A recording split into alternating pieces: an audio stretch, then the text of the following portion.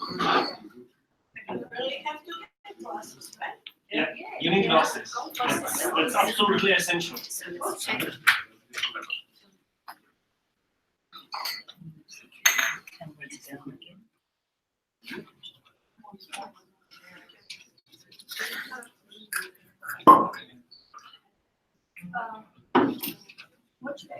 We're a bit sensitive.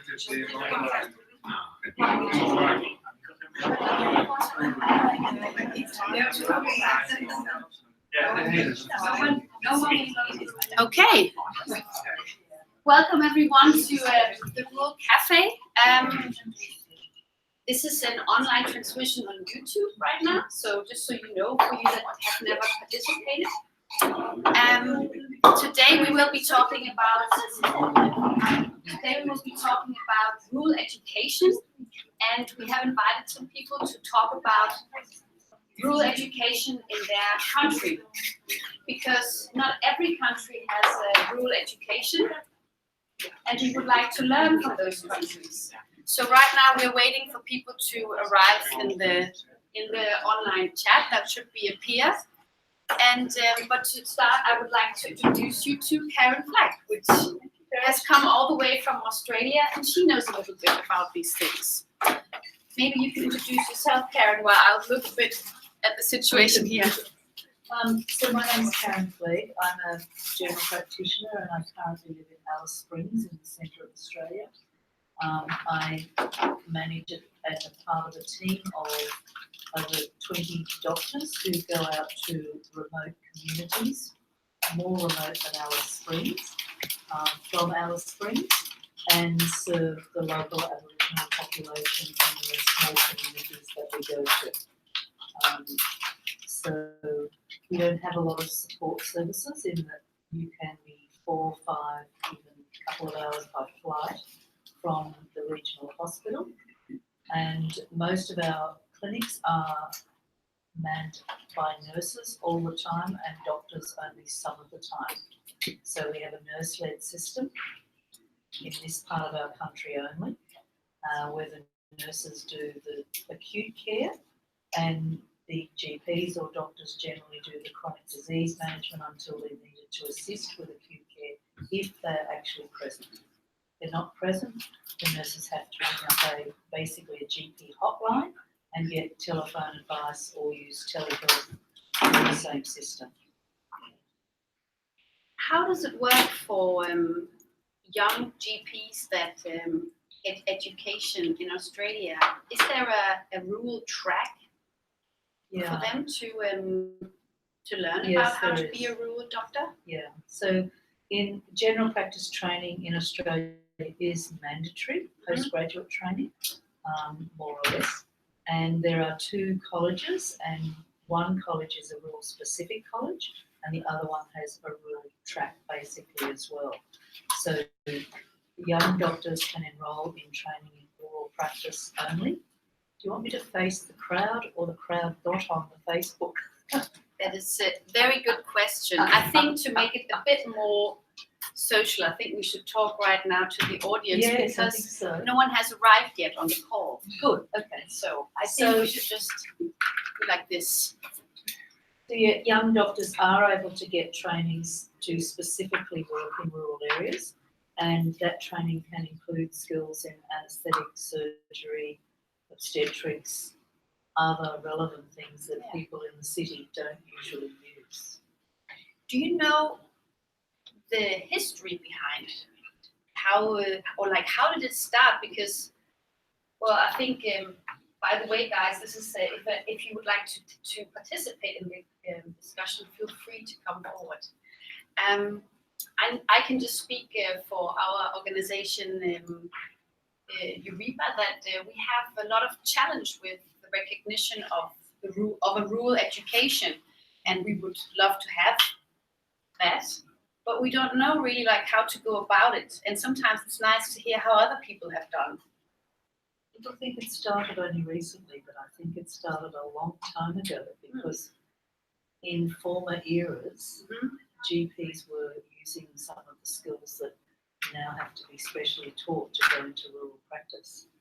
So GP anaesthetists, GP obstetricians, GP surgeons were common when I was a young doctor. Yeah. And I had training in anaesthetics, but I wasn't specifically in a rural pathway. No. And yet today you would need to be in a rural pathway and have identified. But once you're in there, the structure is much better. Yeah. You know, it was good luck if anybody got those skills Yeah. when I was a young doctor. Is there anyone in the room here that comes, because you're from many different countries, is there anyone that has a specific rural track in their GP education and their training? There are some hands here. I would love you to come forward and just take a chair. It's going to be a bit ad hoc. Maybe you say your name, where you're from, and tell us a bit about it. Yes, Nilsson, general practitioner from northern Sweden, and Take a seat, Gunnar. actually where I practice, there's more like a discussion going about how to formalize the rural training in the different rural surgeries.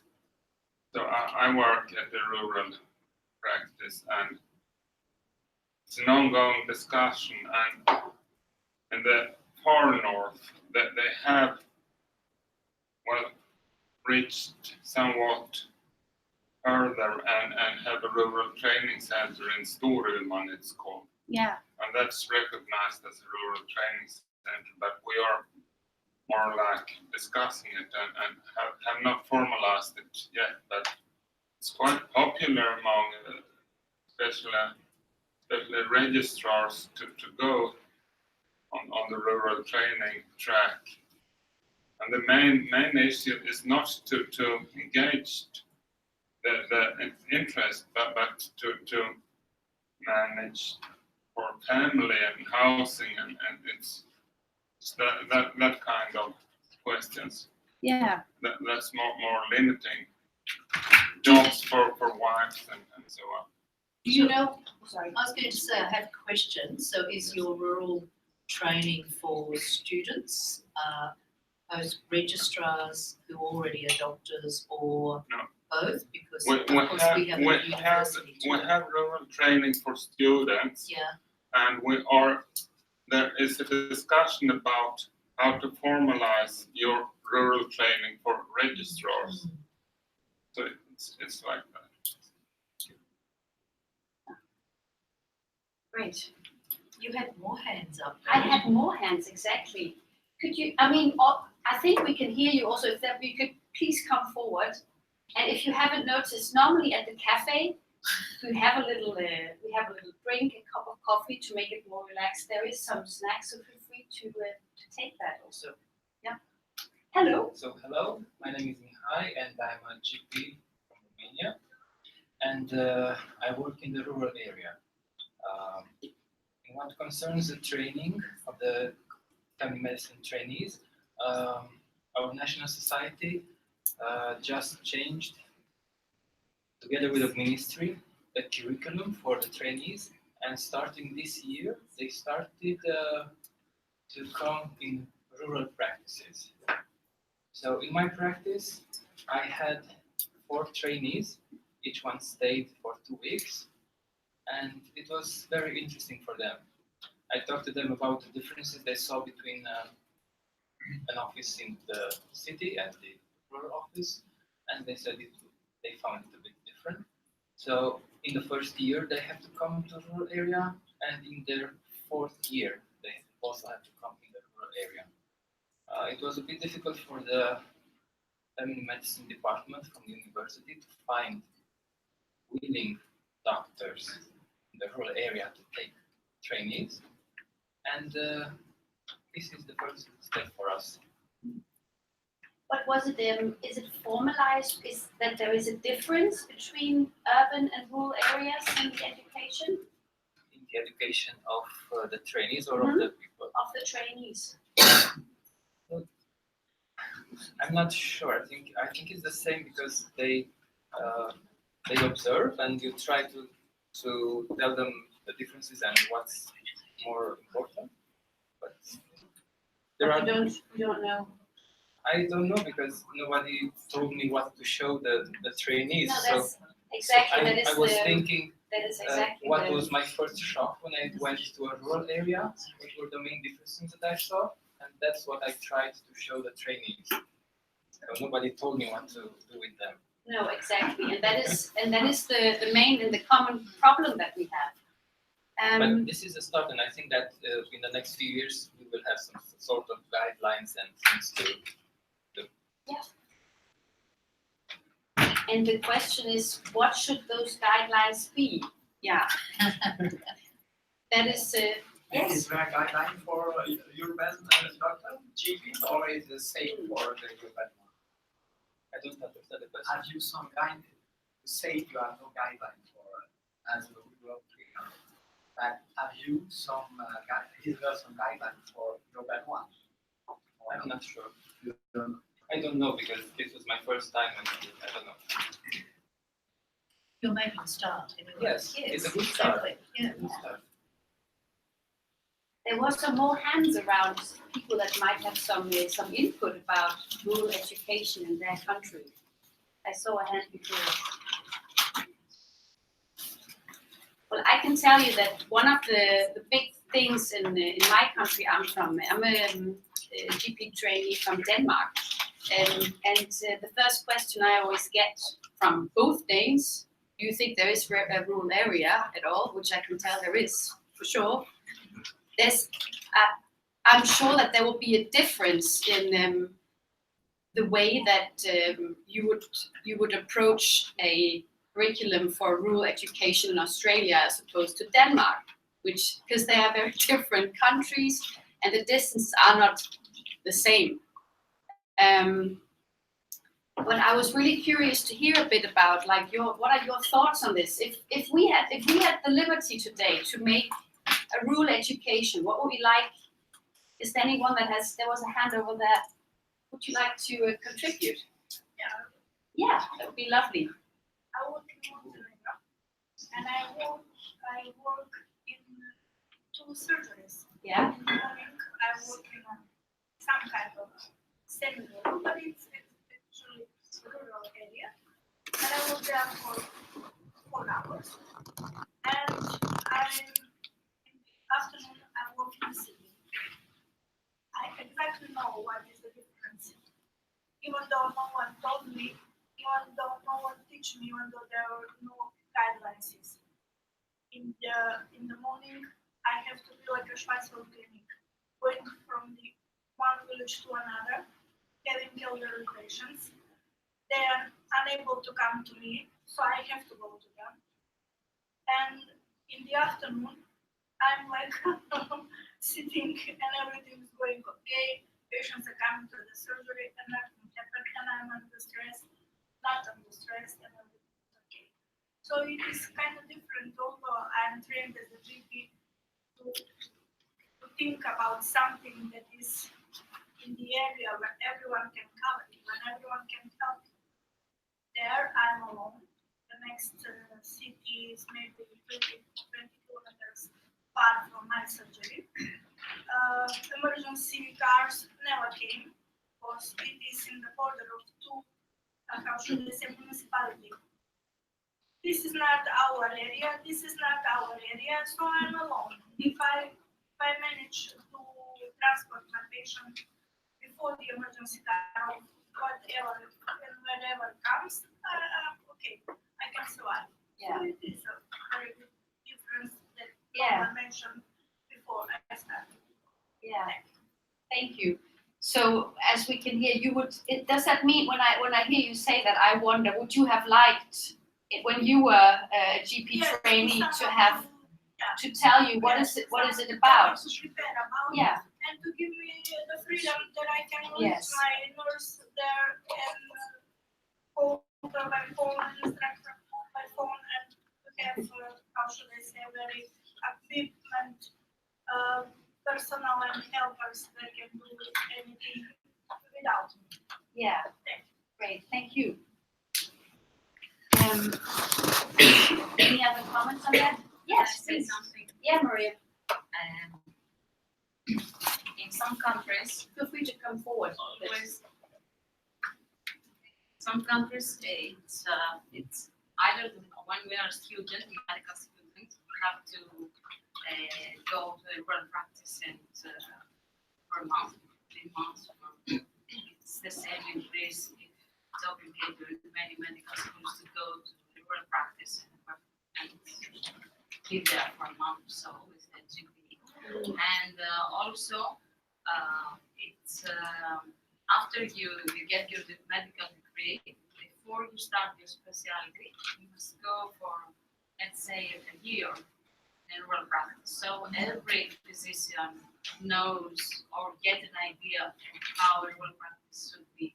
So it's easier Yes. afterwards if you are specializing in different something, you know how rural practice works and how primary care do. So this could So solve yeah. some problems. So that first of all, that this is the question on maybe like how to attract the young GPs to rural areas. So you think if they had a connection Yes. earlier, that they might stay. But it's also They might leave.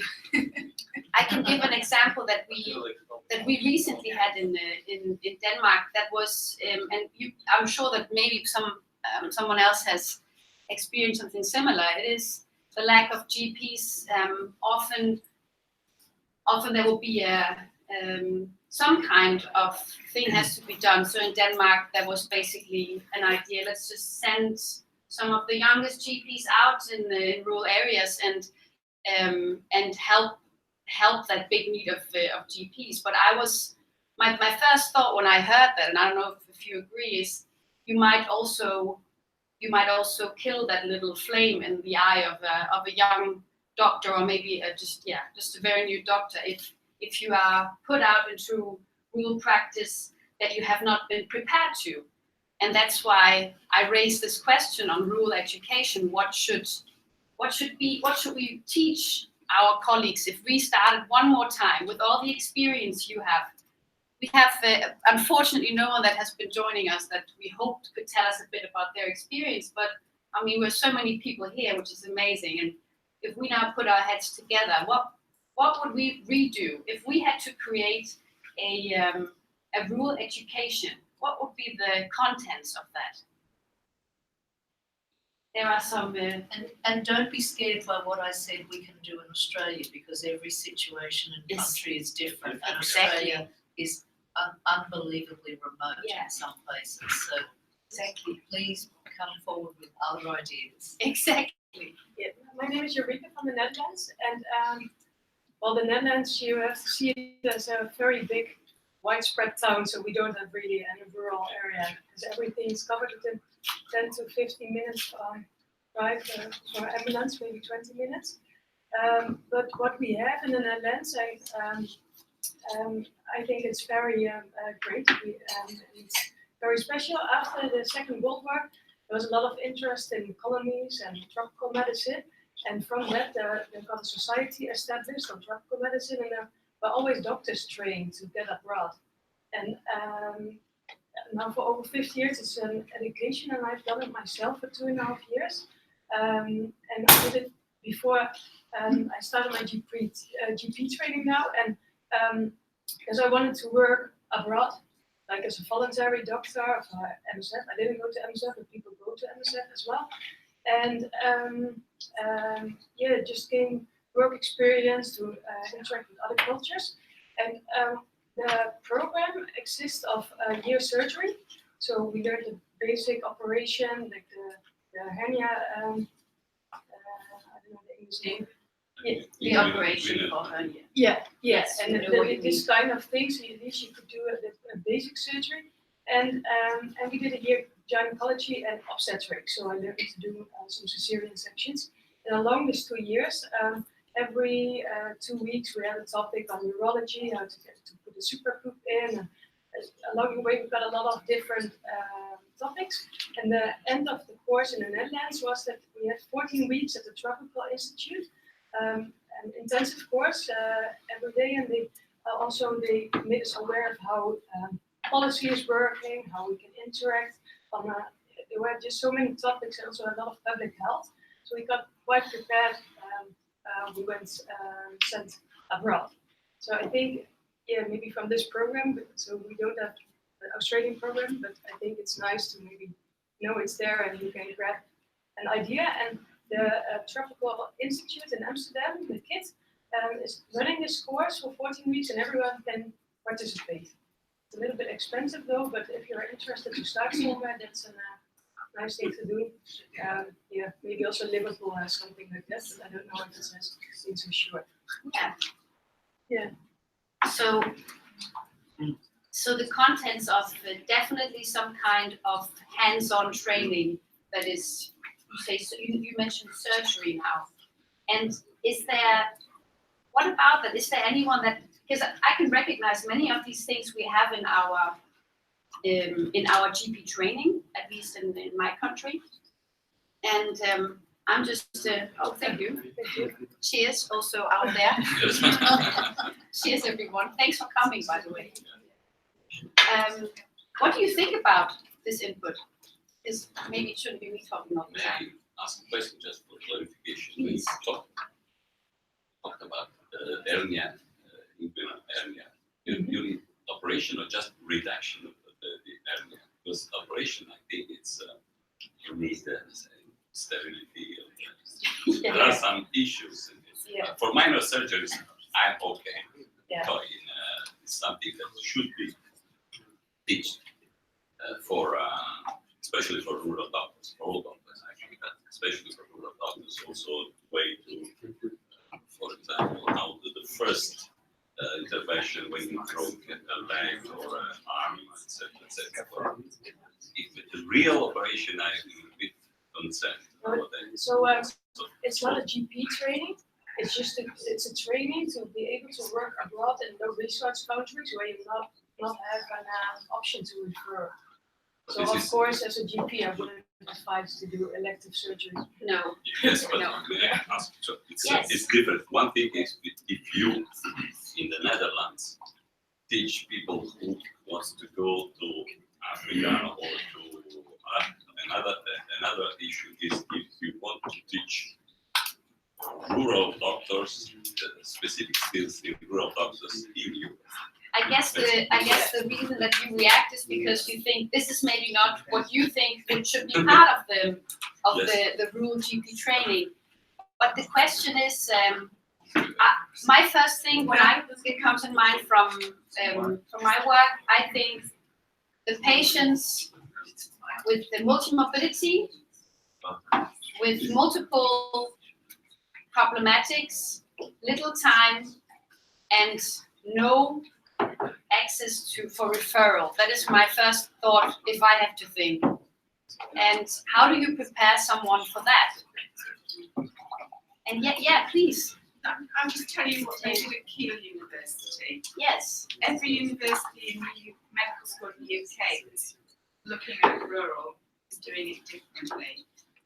Keele University developed its own curriculum about 10 years ago, led by somebody from Australia. There was a huge rural element in the curriculum, and the students spent 16 weeks in rural practice in their final year to learn their medicine. But what they had to do in groups, they were in separate practices, but as a group, they did projects in the community. So they worked with a whole range of stakeholders in their community. So not just a nursing team, the social workers, the therapists, all the other charities as well. So I was involved in a project on dementia, and it was how people who are living with dementia are actually supported, that their care doesn't just come from the medical practice, it comes from lots of different smaller organisations, and that this person isn't on their own. And the whole idea is that students actually become much more embedded in the community in their 16 weeks, and they understand how care is provided. It's not just the National Health Service, but lots of other people actually play a role in that. Well, that's very true, and we know that in some countries they try to create healthcare teams involving nurse practitioner, sometimes midwife, sometimes social workers and psychiatrists as well. So, and it works, but it depends on the cultural and social background of the country. And that's why I guess still we need to have a common approach, but details could be different. It could be adjusted from country to country. And I believe that many people could disagree with certain models of early exposure of students, but we know it works, and it is called, I believe, Barramundi effect in Australia and salmon effect in the Nordic countries, when people from rural areas are coming back to rural areas after they finish their education. And these people quite often are exposed to healthcare in rural areas when they're school children, actually, as well as that. And I guess this is important to remember. And of course, we have a lot of challenges. And this, I met a lot of rural GPs, and they said to me that the most, perhaps the disadvantages in their positioning in rural practice was that they were afraid to be faced with emergencies which could be fatal. And in Norway, we had a case in Lofoten when the young GP, it was early days when they were able to work alone. Now it's changed. Now they need a supervisor and mentor. Anyway, he was called in for emergency. It was heart arrest in a young girl. She drowned or fall. I guess she was in a septic tank. It's in the garden. So she was taken out, but her heart didn't work. He came there with a heart starter, this machine, and applied electrodes, and there were not batteries. He didn't check it. And his nurse didn't check it either. People, thank God, didn't recognize it because he, in a way, behaved like everything was fine. He didn't save the girl, of course. And he quit the profession for some time. It was too much. And I guess this is why we need to create a training which will prepare people to, in a way, act disregarding if they have equipment or not. There was another case from Northern Norway when a guy from Germany was substituting, and he had a patient with heart arrest in the office, and at that time they didn't have a heart starter at all, so defibrillator. So he used a lamp and a foil. Some nurses had chocolate with them, and at that time they still use aluminum foil. So he put it in lamp, the cable, put it to the socket, and actually he saved the patient. It was completely against any book, but he did very good job. But I mean, it's difficult to prepare for these situations. But would it be maybe something like just also de-dramatizing the situation? Karen, you are there, hands over there. There are less serious examples. So, recently one of my colleagues delivered a baby, and that sounds, given the scenario I said, that would sound normal, but it's not, because at 36 weeks of gestation, women are moved from the remote communities into the town. And so we don't expect to deliver a baby out in the community, but we have a telephone support service both to GP colleagues, but in this case also to the evacuation service run by the emergency department of the hospital. So the woman and the baby were evacuated, but before that could happen, the baby was born in the community by my colleague. Everything went well, but there was support on the phone. There were nurses, but not necessarily midwives were there. But there's support on the phone, and this time it went well. Mother and baby were evacuated. There are less dramatic things, and we sit and we talk about the type of scenarios we don't want to have happen. And even the most experienced doctor, I now find has things that he's probably never dealt with and doesn't really want to have to deal with. But if you rural doctors then are used to having, you probably all have 1, 2, 3 stories like that, or maybe not as dramatic, but how has it been for you? Is it also telling maybe the young GPs you can actually do it?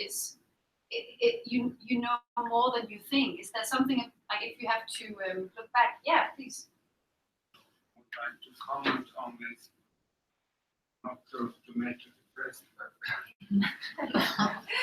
Try me. I think certainly that we must be confident in the technology and the skills, the pure skills of being in rural practice. And my focus when I teach students and younger registrars are mainly focused on those technical aspects to handle things. But what I find most difficult to teach is not the technology, it's not the skills, but it's the purely humanistic aspects of being confident in the relations that you establish with your patients.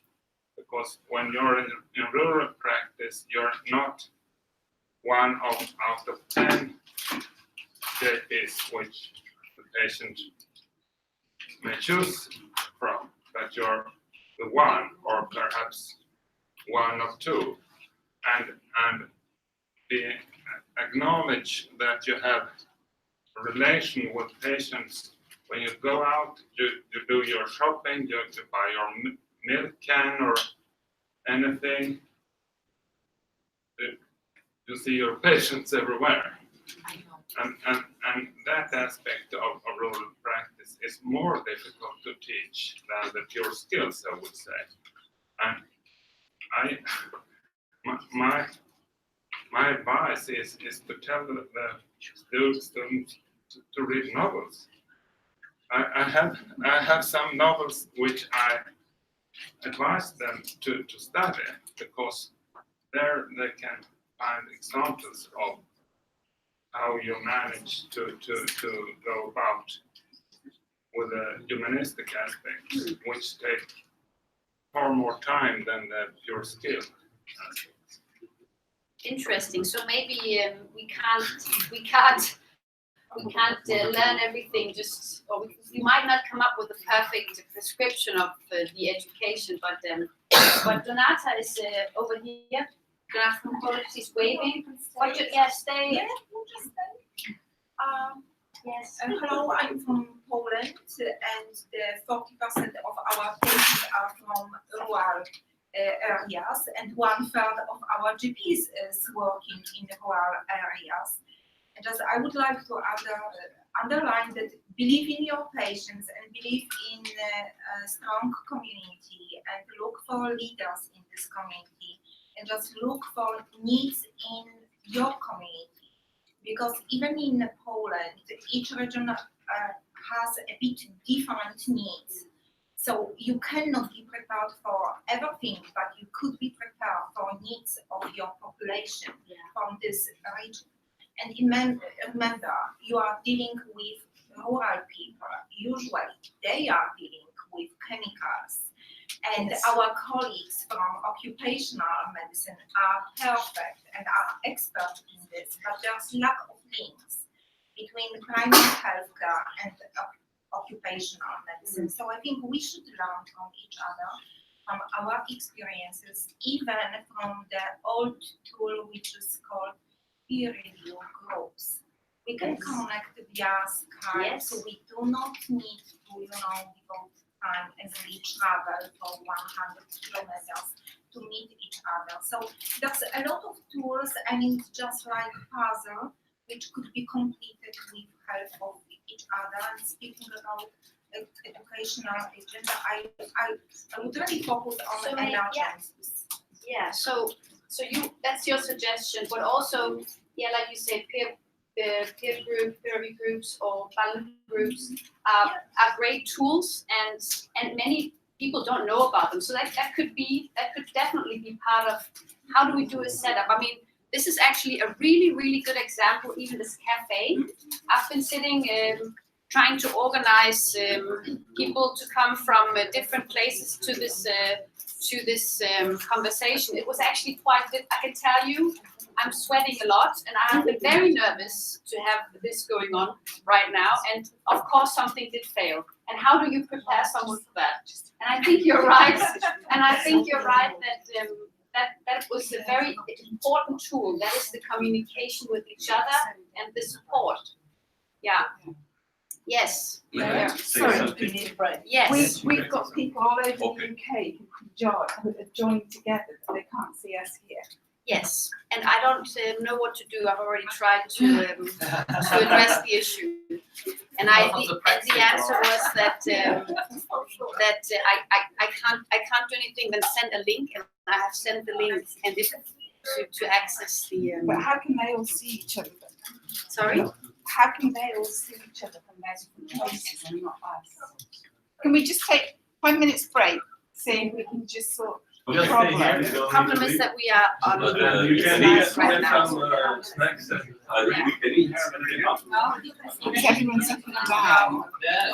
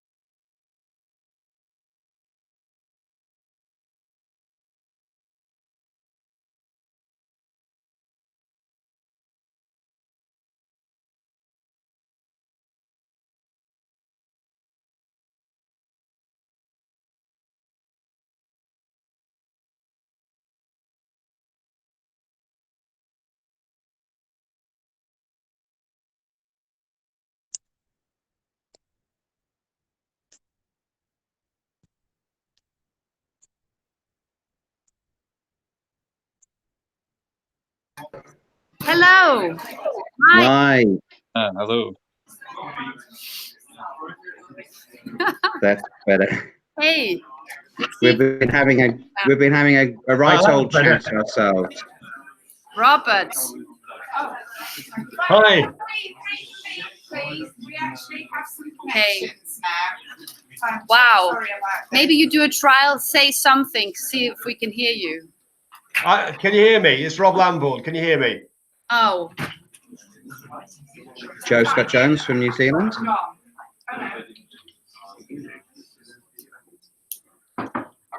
Hi, Barrett. Can you hear us? Can someone get I'm- the technician guy? Hello. I don't think they can hear us. It doesn't look like it. Someone maybe just get the technician man? That would be great. Ah, we can't hear you. We can. Ah. Rob, can you hear me? I can hear you, Mike. Yeah, I can hear you. I think we're having difficulty getting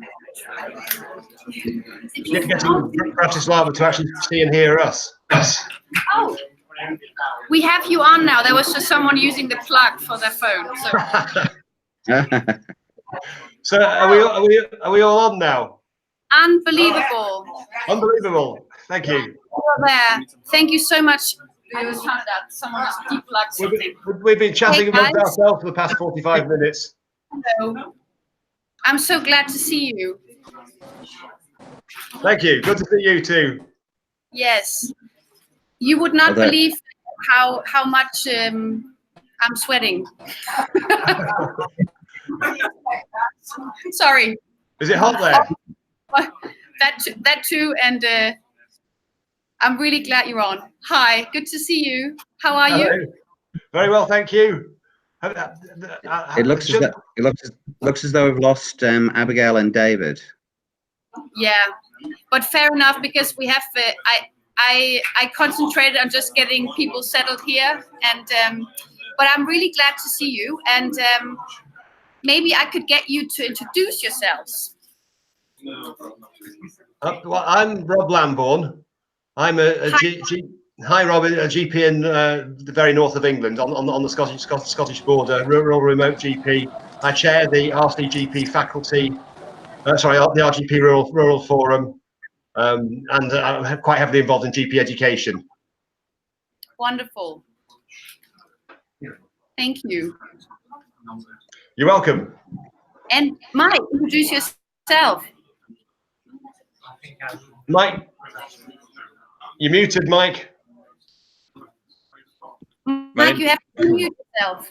Mike, I'm a fourth-year medical student at Aberdeen University in Scotland, and I'm doing this year, my fourth year will be spent at Rigmore Hospital, which is the hospital that covers the whole of the Scottish Highlands, essentially. Thank you very much, Mike. So good to see you. Thank you. Thank you for replying to all my emails. That's okay. Thanks. And then we have John. Hi, John. John is with the try Joe. Joe? Hello. Hi, my name is Joe Scott Jones. I'm a GP in New Zealand, and I'm the medical director of one of our primary healthcare organisations. Looking after 85 practices across the swathe of the North Island. I have a rural GP with a practice in Portuguese, a small town on the base of the East Cape, where my practice has 3,500 patients and very high needs, high Māori population. I do my clinical work in locums around the different practices that I help look after. And in terms of education, I have been involved in running a rural health immersion program for undergraduates. I've been a postgraduate GP educator and examiner for our college. And yeah, sort of various hats in rural health here in New Zealand, as chair of our Rural GP Network and our Rural Health Alliance and the rural faculty of our college. most of those hats I've handed over to other people now.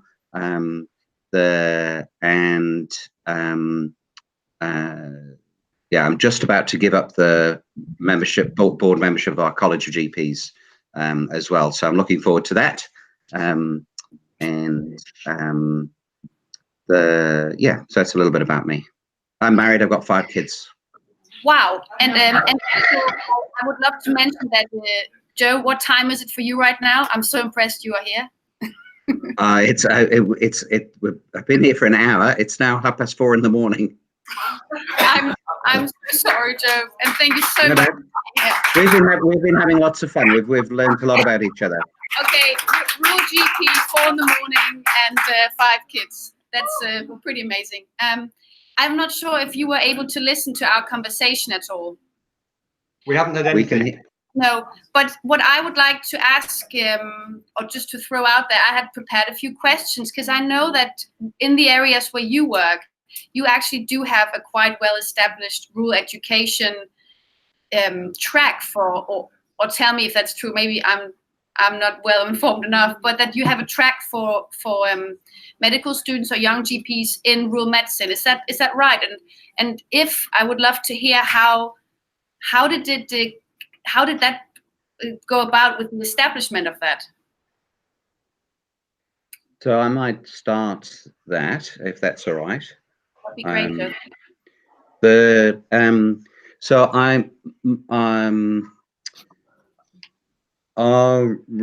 the most well-established rural health undergraduate education pathway started at the Otago Medical School. So we have 2 medical schools in New Zealand, at Auckland and Otago, and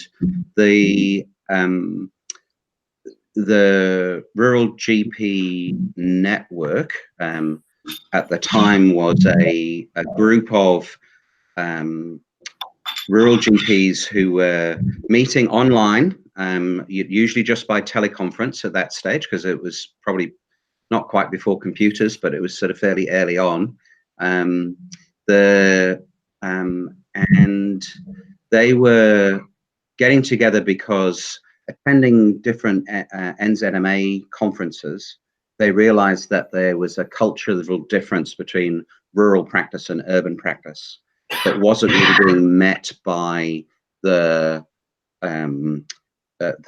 conference itself. You know, the conferences themselves were based around urban practice, and during those conferences they actually sort of said, well, you know, actually rural practice is quite different, and they started to get together and to form a network.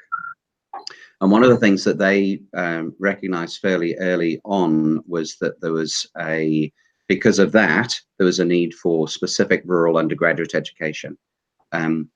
One of that group, a guy called Pat Farry, was well connected internationally through the WONCA Rural Working Party for rural practice, but also he was a polymath. He was sort of interested in lots and lots of different things, Pat. So he was, you know, widely traveled and widely connected. And he saw a program, I think, in Australia, and then in Canada, where there was this the longitudinal placement of students in rural practice starting to develop, and so he drove the introduction of that into the Otago Medical School, and established the Rural Health Immersion Program, which is a placement which happens in the 5th year. Initially, or self-selected students. It's now become a very popular program that students want to be part of, and is oversubscribed. The students are placed in rural practices around the South Island of New Zealand during the whole of that year. Obviously there are curriculum goals to be met during that time. And what they're finding is that, or found was that the students were then in the top 25% of the year group, that they more than achieve the goals of the curriculum, and taking particularly, it provided a pathway for rurally focused students to maintain that rural connection. It has an impact on the towns that they serve, as you'd expect within that the socially accountable sort of philosophy, if you like. You know, it definitely has an impact. Having a student in the town improves the quality of care within the practice, improves the longevity of the teacher. And as I say, the students do very, very well at the medical school outcome. The Auckland. I was just. Sorry. You said that it became actually more popular. So the new curriculum has done that medical students chose rural practice instead of choosing urban practice. Was that right understood, or did I miss something? No, that's right. That's right. And the program's been replicated through the Auckland Medical School.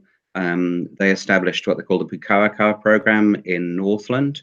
The difference there is it's focused mostly around a provincial hospital in Whangarei, and then they have more regular placements out in the hub, the spokes of general practices around Northland. And Auckland are replicating that program in other provincial areas around the North Island now as well. But as I say, the focus there is around a rural hospital or a provincial hospital, rather than the South Island, where they're placed in general practices. That is super interesting. Very much. And now we have actually, we do have a GP trainee here from. Is that not right? You're a GP trainee from Scotland, right? Student. I'm still a medical student at the moment. Yeah. Can you tell us a bit about how your placement, how that works, and what do you learn? Yeah, so in my year, in the whole year, there's 200 students roughly, and about 18 to 20 odd have the opportunity to spend the whole year based in Rigmore, which is a district general hospital, which covers the whole of the Scottish Highlands. And that means that we'll spend the whole 12 months based there, rather than in Aberdeen in the city. And we get the opportunity to then go to peripheral clinics around the country, essentially. Additionally, then the rest of the students that aren't doing the full year will still come for at least 5 up to 15 weeks. So every single student has to do at least one block based in Inverness. Do you like it? Yeah, but I'm slightly biased because I was born in the Scottish Highlands, so that was one of my main reasons for doing it. And it's a bit more closer to home for me, so it feels more comfortable. But actually, because there's so fewer students, the opportunities I get are a lot better because I'm the only student attached to a specialty at a time, essentially. Whereas in Aberdeen, they're sharing between 4 or 5 students, so they kind of have to, coordinate between them who's getting to do what, so they don't get to do as much. And you recognize what Joe just said about the popularity in rural practice. So how is that in Scotland? Yeah, so the program, the remote and rural program, takes on 18 students, and it usually is oversubscribed. I don't know, I think maybe around 30 people apply. But I think the reasons aren't always to do with interest in rural medicine, because a lot of people do recognize that the teaching opportunities are better and it's only for a year. So some of them I expect are kind of here for that rather than the rural medicine specifically. That is still important news. Rob, sorry. I think one of the things that people do find is once they're here, they actually enjoy it a lot more than what they expected. I think some people can recognize that in the room here. Thank you. Robert, what about how do you perceive this? Yeah, can I just add, we've still got John Wynne, Jones, and Abigail, and Dave, I think, who can't get on. Could somebody just send them the current link that we're using? Yeah, I did actually just resend the link to everyone. I can try if you excuse me just for a few minutes, I will resend it one more time to them. Thank you. I think I'm still trying to get on. Maybe you can take over. Hello, Rob. If you could, Berit started to ask you, what is your perception of rural training in Yeah. Well, I work right in the north of England, just across the Scottish border. We actually live in Scotland, work in England in a small remote rural practice. England is 5,000 GPs short, having difficulties recruiting, retaining, and returning. So we're about 5,000 GPs short. In parts of rural England, a sort of £20,000 incentive has been established to get people into the training posts in some of the remote and rural areas, and that's actually filled all the training posts. And so the evidence being that if you get people training in an area, they'll stay there. But I'm not quite sure whether there's the same evidence for those with the £20,000 incentive. We're in the very north of England, in the process of setting up some rural training posts. And my trainee started about 4 or 5 months ago, so we're just on the first one. But that increases GP training from 3 based in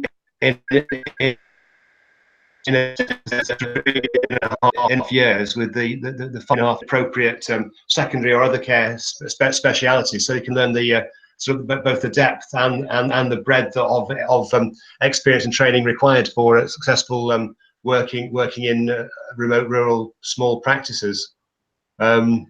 So England's sort of taken an initiative with these 3.5 year training posts yet to be evaluated, and so the £20,000 incentive, which probably pulls people from other areas, and whether that will be successful in the future, I don't know.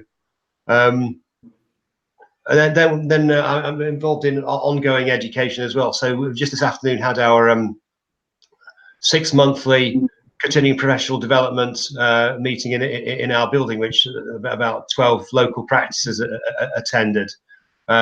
So we've got that going for ongoing education. We've also recently got a bus in the north of England, which has lots of simulations on board. It's a double-decker bus, which means one with two floors. I don't know, you don't get them outside England very much, but the top floor is a simulation room with some really up-to-date simulation stuff, so you can practice cannulation, intubation, whatever. And the downstairs on the bus is a classroom, and has a video link to the upstairs as well. So that's sort of brand new. We've just had that for the first time at our CPD session this afternoon. So that's another thing that's happening, say, in our remote rural bit of North England, the Scottish borders, which is quite remote and distant from secondary care, distance from university centres of learning. In terms of undergraduate education, we've started about 2 years ago giving first years tasters in rural medicine, and the university is sort of taxiing them out, so they're spending money on taxis. So we get four medical students first year, then they come twice in the first year, twice in the second year. So we're getting to know them, and they're getting to know us. I mean, it would be great if we could do that for 5 years of medical training, but at the moment it's restricted to 2 years. But are sort of funding this taxiing them out, which must be quite a cost to university, but hopefully that will improve the situation and give them experience. We take 5th year medical students as well. for a 3 to 4 week rural attachment, and their accommodations provided and their food's provided. But that's a bit too late, really. Our sort of feeling is that people have established their career paths probably at the first or second year of university stage rather than further on. So we're hoping that the first and second year students will be able to sort of grab and interest them in rural practice. So a number of initiatives. Yeah, I guess I agree with this about early exposure, because some countries, I believe John Jones told us about Wales earlier, they have as early as school children. They involve them into different healthcare activities in the villages, and it works. In Norway, we have third and fourth year students in Trondheim model, and fifth and sixth years in Tromsø and Finnmark's model. But I agree with you, the early exposure is the better. What other people think? Yeah, do you have rural preferential entry to medical school? We have both medical schools have a rural preferential entry, so they'll one of the problems is the definition of rural. Auckland Medical School consider that to be everything that isn't Auckland, which isn't entirely true. But do you have the same in other countries? Do you have a preferential entry for rural students? Yeah, we do have, and also for national minorities such as Sami people and so on. They still have preferential acceptance to the university. Yeah. So we have a Maori and Pacific Island student preferential entry program, but also a rural student program, which was the idea was to try and increase the diversity of students that were entering into the programs, and then by providing them with rural experiences regularly through the undergraduate year. Although so the fourth and fifth year GP attachments, the fourth year attachments, there's 2 weeks in an urban practice, 2 weeks in a rural practice, and then for Auckland, and then there's the opportunity of taking part in the rural immersion program in the 5th year. We then lose them into the 2 years of postgraduate experience in the hospitals, and we haven't quite worked out how to address that yet, although we have introduced a 3-month attachment opportunity in community practice during that time. So as you rotate through surgery, pediatrics, A&E and so on, and one of those 3-month rotations can be in community practice.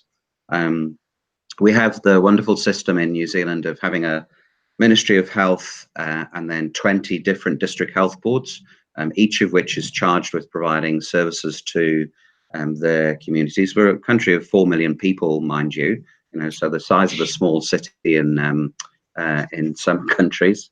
But we have 20 different systems, basically. So each of those DHBs have developed what they mean by community practice in different ways.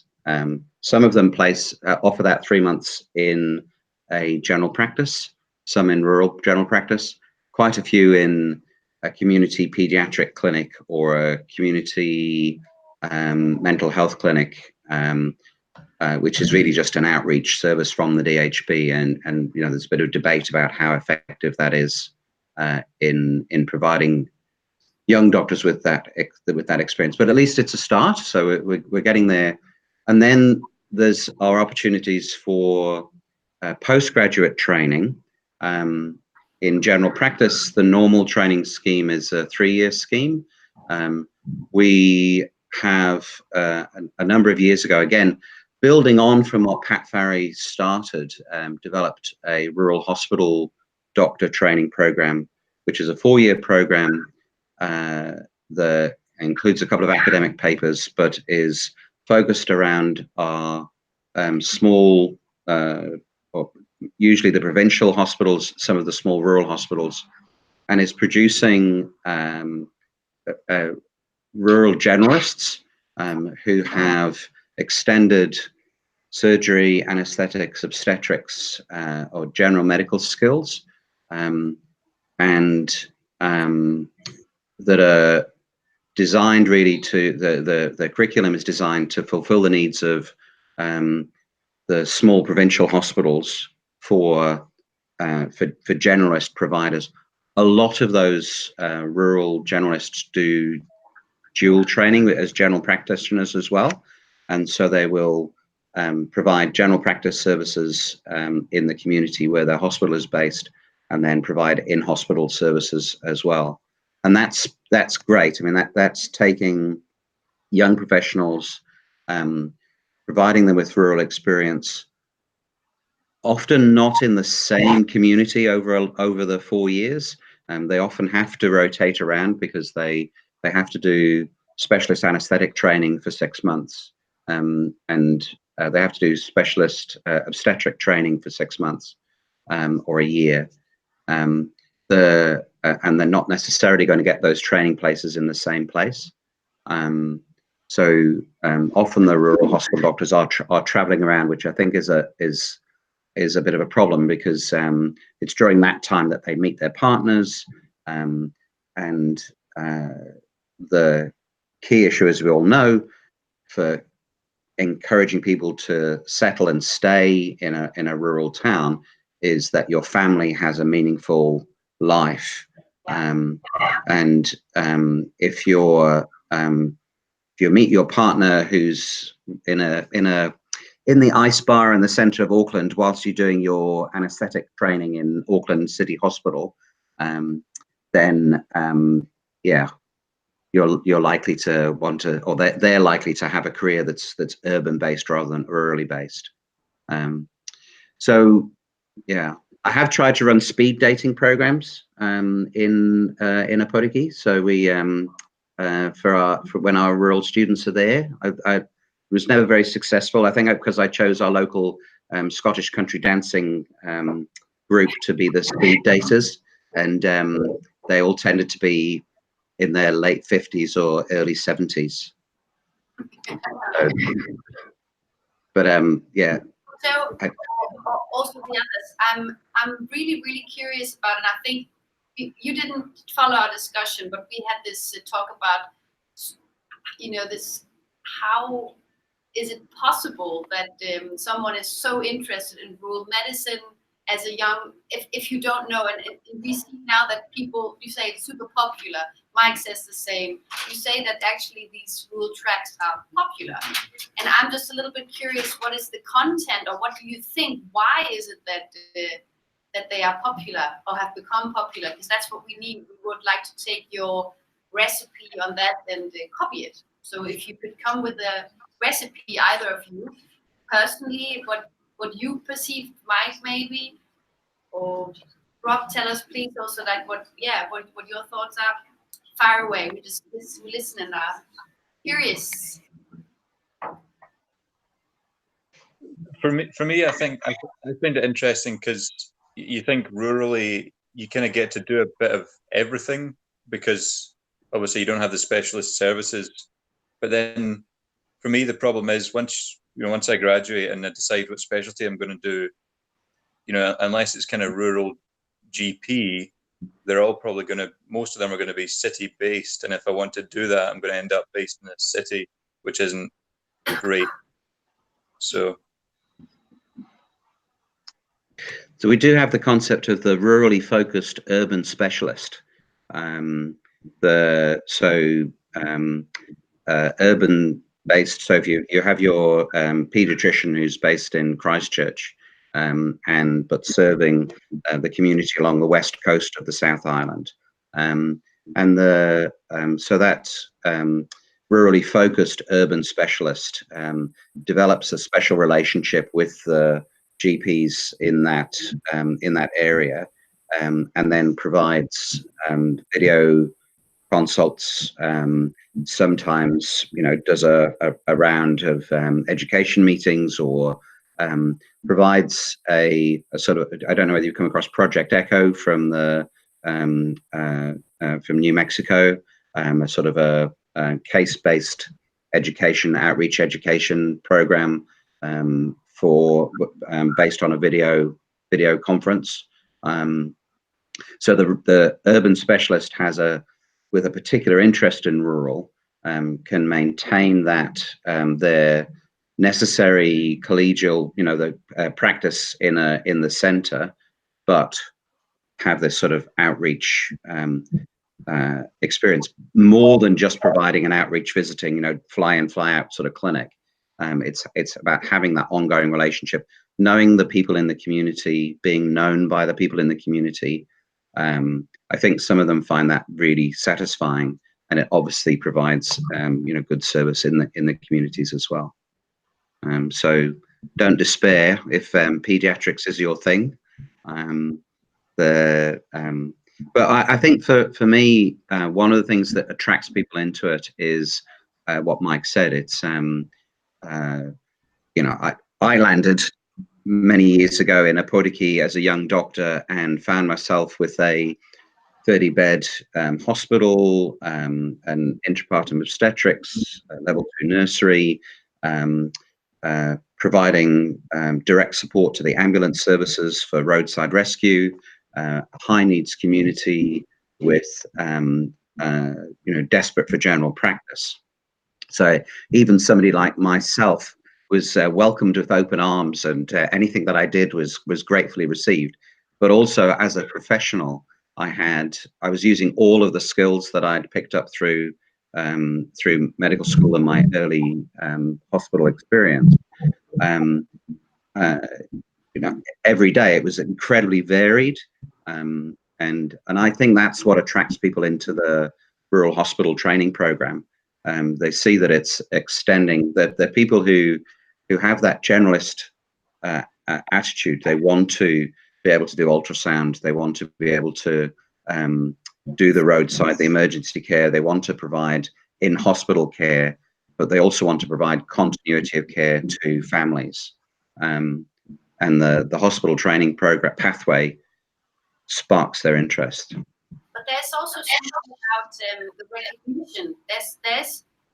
I guess when I hear you talk, it's for you. There's no doubt that there's a difference between urban practice and rural practice. But if you look at many of the European countries, it's not a recognition. It's not recognized and defined. I wonder how can we go about if I could go home tomorrow to my country and I say, hey, we need a track. They would say, why? What is the difference? What is it? What are your comments and thoughts about that? Maybe. I think for me, it's about the breadth and the depth of experience. The fact that you're holistic, the fact that you can provide continuous, community-based, holistic healthcare, and you get to know both the people and the community over a period of years. So that's one of the great attractions for me. And you have to do everything, and we're away from hospital, so you have to do a bit more. Hence both the breadth and the depth of experience, which is what gives me a buzz, along with getting to know these people and helping with their problems over a period of years. You get to know them, you get to know their families, you get to know where they work. So that's a sort of great attraction to me. Being able to provide holistic care. I used to work in an urban practice until about 15 years ago. And it was a good practice, but we were getting bigger and bigger, and I was losing personal contact with people. And one of my colleagues became the diabetic specialist, another became the respiratory specialist, or whatever. So we lost that holistic continuity of care, and that's the big thing for me. But I don't know how we sell it really. And that's. Now that you have your own rural practice, have you then noticed how did you go about with, we just discussed earlier that maybe young GPs might be scared of the responsibility and also maybe emergencies. How have you gone about teaching young rural doctors about this? Yeah, well, as I mentioned, we've started our sort of rural track GP training, which is about about giving the breadth and the depth of skills and knowledge to cope with with the more rural situations. Having said that, 3 years is too short a training time for anybody really. So we're selling our scheme on being able to provide these extra experience for them, which we'll use for urban doctors as well, because we're really constrained by our RCGP curriculum, and it doesn't allow to do the added bits such as minor surgery or suturing or joint injections or whatever else really, treatment of casualties or whatever. So although it's only a 6 month extension, that's the things that I'm focusing on and hope to evaluate. I mean, I don't think 3.5 years is going to be enough. I mean, we could easily fill an extra year, and you know that's the RCG proposal for GP training is that it becomes a 4 or 5 year process, but it's just the logistics of making that happen. So it's about giving extra training opportunities, which I think is the way forward if they want it. Barrett, for me, you asked what would you do differently on Monday, I think if you don't have a rural sub-faculty of your college in your country, then that sort of a movement, some sort of rural network is essential in driving change and recognizing that cultural difference between rural providers and urban providers, and getting them together, getting the rural providers together to articulate that difference, and then to start to lobby for different training programs or to start talking about how you meet the needs of rural communities moving forward is an essential part. And I know that many countries are just starting on the family medicine journey, actually getting family doctors together, and that's certainly the first and the key thing is to have a family medicine training program. But within that, then acknowledging that there's a difference between what a rural community needs and what an urban community needs, and then creating a training program, or saying, here we've got a remote rural town of 5,000 people, currently served by a GP or a doctor who's been there for 45 years and is starting to look to retirement. What sort of a person do we need to serve the needs of this community? Is it a fly-in, fly-out service?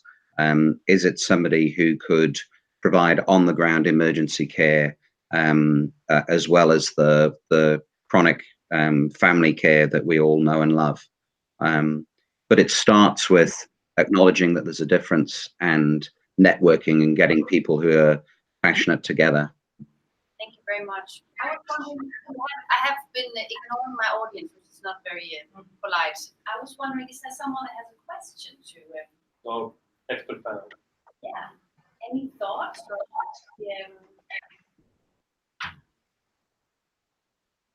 That's okay. No worries. Oh. Yeah, it's been really interesting to hear your experiences from other countries, from the other side of the globe. And I hope that the program we have in the Rural Café will develop even further. Now we have all residents in Sweden have the opportunity to do 3 months in the rural area. And I hope some of the trainees from the south will come up too and realize that it is something totally different than to be working in Stockholm, for example. Thank you very much.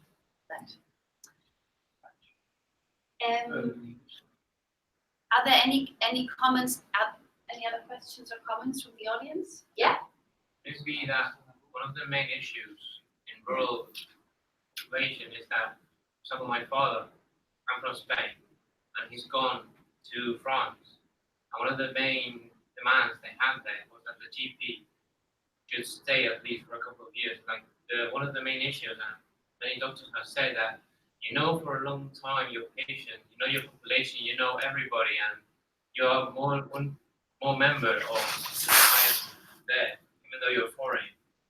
However, right now I do not see like concern for the rural doctor, and in Spain, the places, like the workplaces, they jump one time or another, and people are in my healthcare center. They're very worried. So my tutor is like, there was this exam, and if my tutor did not get a good grade, she'll have to jump to another place. And the whole population was worried, like, are you staying? Are you staying? Because that's something that should be valued in the rural, especially in the rural place, because you have a small group of patients, but they're your patients, and they want the doctor to be a part of their life. So it means there is a lack of continuity. Yeah, it's in just Spain that they are very, very, every couple of years, they Yes. change doctors. And And it's that's very something that difficult, the population is really uncomfortable and not happy with that. They want a doctor or We had the same in Norway, and in some places, rural places, that kind of a rotation of locums all the time, where they come in 3 months Even each. each week in Sweden, in Yeah. some places. And this is, I agree with you, this is a problem because patients and community in general feels insecure because they don't know. And this just increases actually number of visits to doctor, number of phone calls. Well, accessibility and continuity, that's the opposite. So people won't never bother you if there is no real need. since my father is there living, and at the beginning, the patients went a lot. Because they wanted to know who was the new doctor. And once he's been there for around 2-3 years, and now like the population is calm because they know him and they know that he is living there. There's a kind of concern that no one worries. Like one of the main issues with this, I think, or from my experience as well as in Spain, have a couple of months in which we go to rural areas and they teach you, like in the healthcare center you have certain tests, but in the rural you have less materials to work with, so you have to develop more skill and evidence-based things. And when you are there, you have to make sure, like, you have to have an eye, a clinic eye, like, you're not having a heart attack. You just worry because for once, for the 5th time, your husband is in the hospital. You don't have a heart attack, just you're worried sick. So don't worry, but that's the thing that you have when you get experience. If I go to a rural place and I don't know the patient, I don't know what I can find out. But unless you stay at least years, not months or weeks, years. Yes. A place. You will learn about that, yeah. And I think it's a little bit like Rob said, that it takes, he wishes that he had the students for longer, right? That it takes time, and maybe time is a very essential point here.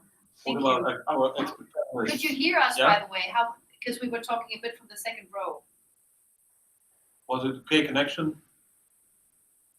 Yeah, sorry, I'm taking the cafe literally and making myself another cup of coffee, if that's all right. Absolutely, we do the same. But what I'm hearing there is that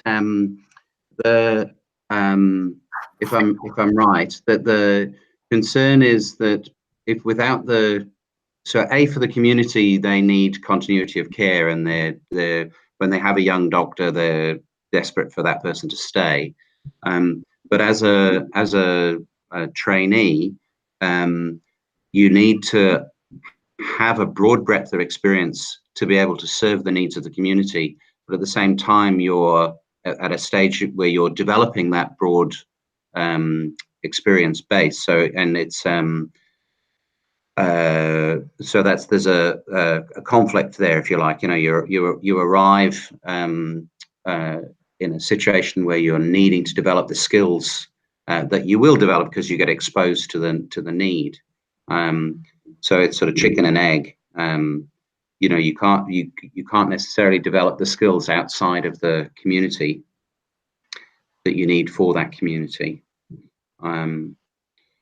So which is and I think for us, what we find is that mentoring and peer support, having a carefully designed curriculum for that 4 years of rural hospital-based training, plus support once you graduate. So you're working in a very supported environment that uses you know, technology like we're using now to connect people, is essential for the support of the provider in the rural community. You're always part of a team. You know, you're never isolated. And in terms of the rotation through different communities and the way that we serve the community, you know, I think the reality is that that's the way that people's professional lives work now. That you know, we may see a return to people looking to live their lives out in small rural communities, but it's likely that people are going to stay for 2 to 5 years, and certainly for us in New Zealand, we would see that as a success. What we need is a succession plan for those people to rotate through, so that we're not constantly in a crisis of looking for people to provide services. And again, I think part of that is about networking the providers together, so that if you do want to move on, or you because you know people change, then you know, there's a network of people behind you who will potentially take your place. I think that the rural immersion program and the rural pipeline, part of going back to the spouse and the family, that's one of the things that will help to develop that continuity of care within small rural communities. If you married to a local farmer, as I'm fortunate enough to, a couple of my GPs who work in the Portuguese practice are married to local farmers. They're pretty much stuck, really. You know, they're capitally invested in the community, and the business is based there. If they want to be doctors, then they've got only a limited places where they can do that. So yeah. So what we really need to do is to take farming children and make them into rurally focused specialists. It's a little bit like Mike, actually also myself. It's exactly that story. It's something about the background. It's something about the connection, and of course being welcome. We haven't talked a lot about the community itself, but the needs of the community, and does that fit you? Are you part of that? Is a huge component of staying, I guess. But being fit for fight, we talked earlier on. I told that I found it was difficult to be thrown into a community I didn't know and expected to be a specialist in rural medicine, and with all these expectations I couldn't meet, and suddenly my eagerness maybe sort of disappeared, because I was just overwhelmed. And I started this discussion also today to make sure that we think about that, and how can we, besides these points that we just mentioned, meet the new rural GPs in their community. But we have so many. It was really, really, really nice to hear all these. I'm really happy to hear about the involvement in your countries, how it's been perceived by medical students and young GPs, how amazing and how inspiring for the rest of us. I don't know if you feel the same, but I feel quite inspired. And I really want to apologize about the connection. It was the first time I had to run this, but next time hopefully I'll be better at it. We have unfortunately to stop very soon because we don't have this room for much longer. Actually, maybe some last comments from you would be. Rob and Mike. Yeah, if there's something you would like to add, feel free. We have a few more minutes, but then we have to stop, unfortunately. Yeah, it's about encouraging people at an early stage. So yes, first and second year medical students, but as somebody from the audience said, you know, getting into the schools, getting them attractive, show them what an attractive career it is, show them the joys and the celebrations of helping people with their problems. Yeah, thank you so much, Rob. Mike? Yeah, I agree that I wish that there were more rural opportunities earlier in medical school because I'm already interested in them, but I think it would help find people that didn't realize they were interested in it to begin with. Aberdeen now have one of our student selected components in first year involves visiting rural practices, but again, it's not available to everybody, and it only runs for a couple of weeks, I think. So I do think it's key to give students the opportunities, you know, first or second year, because after that, you know, people are kind of, I don't know, it's too late, I guess. They made decisions already. Yeah, the partners met, the house board. Yeah, I don't know, but yeah, you're right. Well, does salmon effect work for you, Mike? Because you're from a rural area and you're coming back in a way. Sorry, could you say that again? Does salmon effect work for you? Work for you because you're from a rural area, right? And you're coming way back. Hopefully to work to stay there. I don't know. Yeah. But you say salmon as in the fish. Salmon. Oh, yeah, it's a salmon effect in salmon effect. Nordic lands and Barramundi in Australia. Okay, the Barramundi or in salmon New Zealand. effect. Joe knows what I was speaking about, right? Okay, thank you so much, guys. Last comment. So could I just do a shameless plug for the New Zealand General Practice podcast, which I've been doing, which is showing the joys of general practice in general, but particularly around rural practice. And it's really interesting interviewing students and registrars and established GPs and hearing what they see brings them joy in their practice. What the students think is going to bring them joy as GPs in the future, and what the established GPs say brings them joy in their practice, and how closely those things are aligned. And I think there's for me, there's quite a lot of learning to come from that. And also, just Rob used the word celebrate, and I think I'm a strong advocate for celebrations. So thank you so much for bringing us along, and for making the Rural Cafe happen.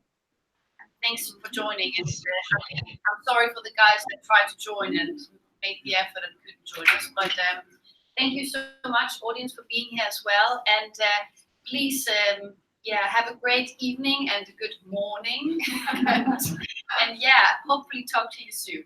And if people are pleased with this, we can have another Rural Cafe during next WONCA Europe Conference in Berlin.